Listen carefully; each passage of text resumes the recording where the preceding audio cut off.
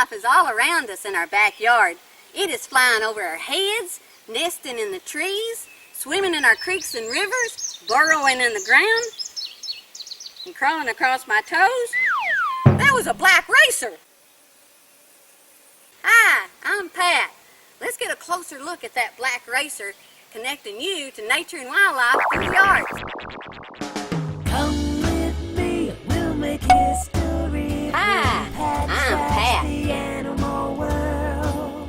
See turkeys and snakes, fish and squirrels. Pat tracks the animal world. We'll draw the animals in Tennessee when Pat tracks the animal world.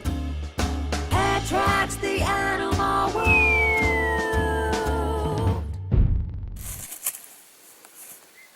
Snakes are part of the reptile family. Like all reptiles, they're cold-blooded and need the sun to help regulate their body temperature. When black racers feel threatened, they're known to vibrate their tails in dry grasses and leaves to mimic the sound of a rattlesnake, saying, "I'm big and bad, you better leave me alone."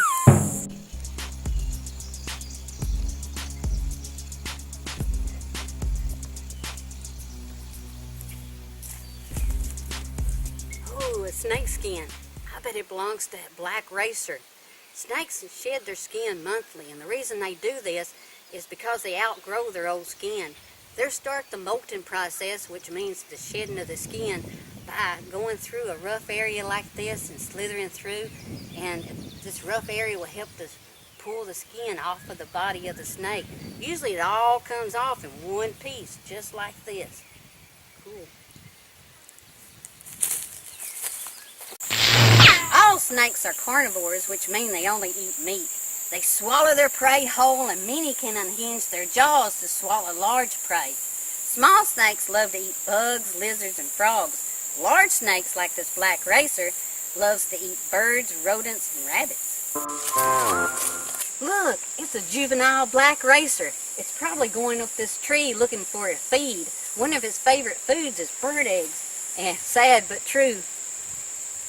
Without legs, snakes must get creative to slither up trees. They use the scales covering their bodies to make such climbs. Their scales and body muscles work together to push against the bark on the tree as they inch upward with their tails, wrapping their tails around the branches.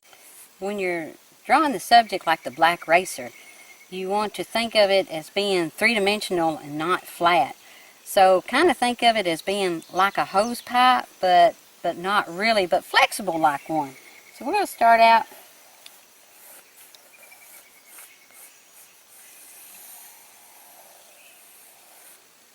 putting a little motion in it. Anytime you put curves in your lines, you're creating motion and movement. Black snakes are non-venomous, and they have circle eyes, rounded eyes. So we're going to place his eye.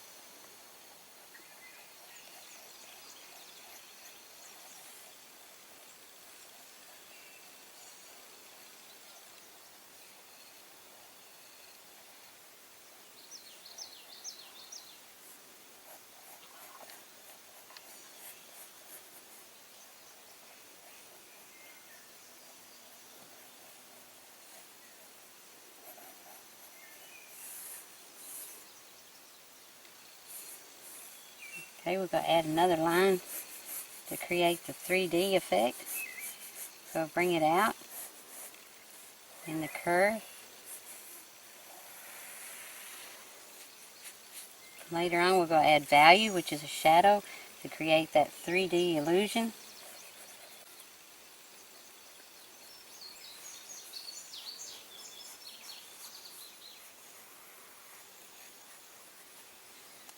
Okay, now we're going to start adding the scales to him.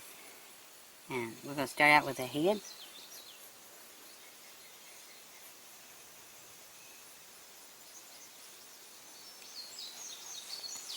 And we want to get the scales running across over top of his head.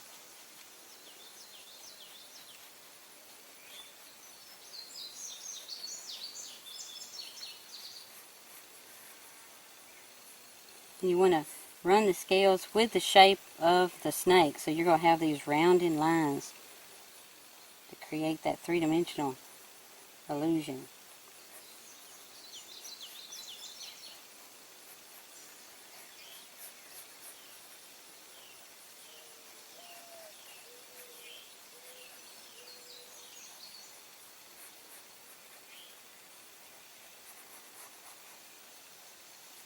Going to bring his tongue out.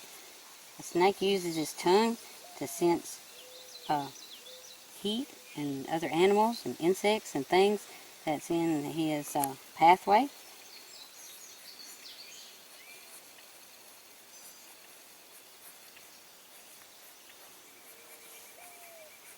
You want to keep your scales as uniform as possible.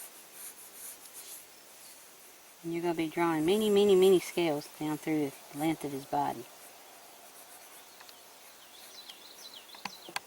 Okay, now we're going to start adding value to it. Value is the darks and lights that's in your drawing.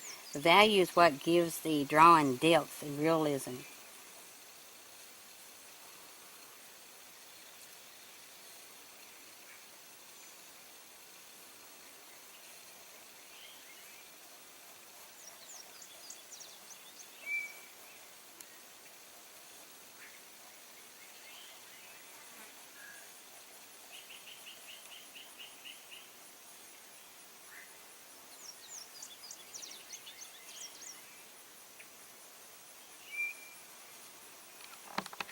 As you draw this big, beautiful snake, you don't want to draw every scale in the snake. You would be here for days drawing every scale. So you just want to create the illusion that the snake has scales, and you do this by using value in your drawing.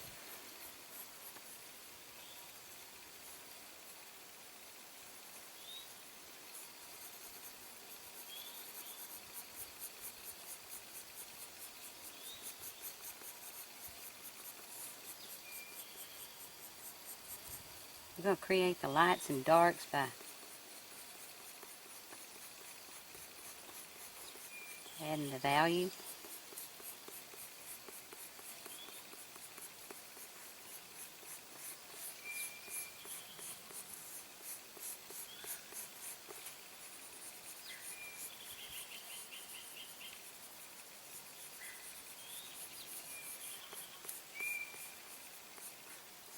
You want to go around the snake. You don't want to go flat horizontally or flat vertically.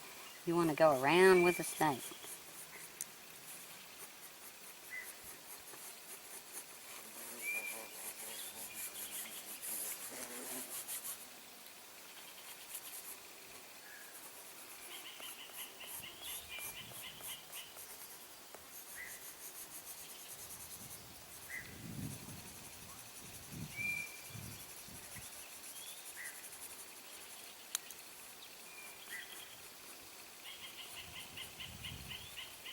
You can also add color to your drawing and create a more realism or realistic effect to it by adding color to it. And here we have the finished drawing of the black racer. Many people fear snakes and assume that all snakes are dangerous, but actually only 10% are venomous. Most snakes will not attack people unless provoked or frightened. Regardless, you should be cautious of all animals in the wild and never pick up wildlife. And remember to walk softly in the wild because you're walking across somebody's home. Come with me, we'll make history. See you next time. Pat tracks the animal world. See turkeys and